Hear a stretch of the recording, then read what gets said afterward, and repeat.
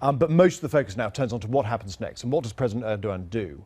And the great fear amongst many politicians and diplomats is this sense that he will use this as an opportunity to centralise power, to concentrate more power in himself. Down on the media and so on. And there's, in the Mail on Sunday here, there's an extraordinary quote here that they found from Erdogan where he said this. He said, "Democracy is like a tram. You ride it until you arrive at your destination and then you step off." You step off democracy. And this idea, so this is the great fear, is that all the governments, like Theresa May, the British government, and Americans, all be saying, well, yeah, we are now in support of the democratic process. The fear is that Turkey becomes less democratic as a result of what's happened.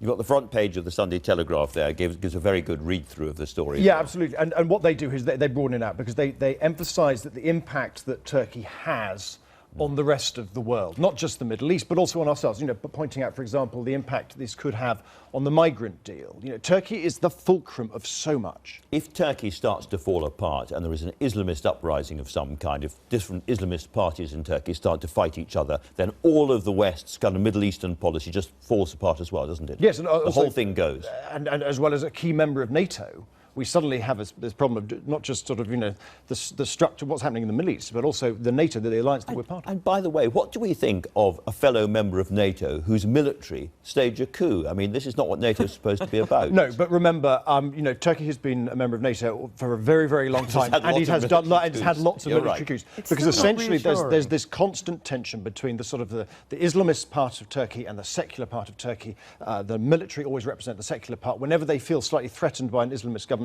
this is what they do. There's precedent to this. But in the past, they've been pretty successful, not this time. The worrying thing is about execution.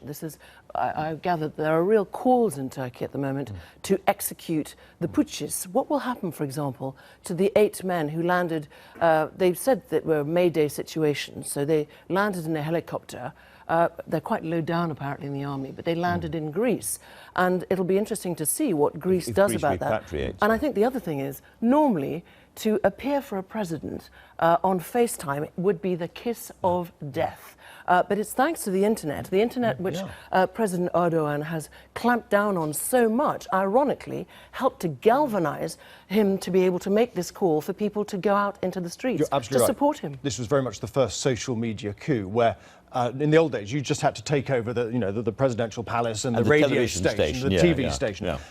He used it to get back. He also, for example, sent a text message to every single Turkish mobile phone expressing his side of the island. This is extraordinary use. Was this the call to get them out in the streets, which they did? And then started, killing soldiers.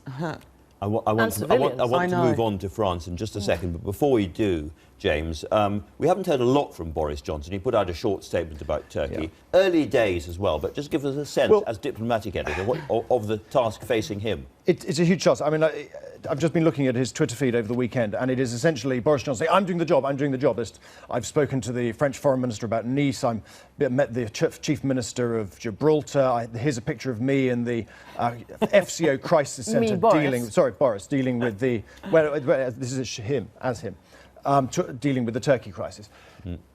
This emphasises the point that Boris Johnson's appointment really matters. Everybody's been saying, well, he's not in charge of Brexit, that's fine. He's just there to sort of fly the flag. OK, but he is now the man who will be sitting in the room with Sergei Lavrov from Russia, from John Kerry from the United States. He is the guy who's going to have to be negotiating these deals with Turkey over Syria, Libya, all of these issues which are slowly going to pile up. And he's the guy there. And so I think there's a huge learning. So no time to write his book on Shakespeare. There's a story to make today.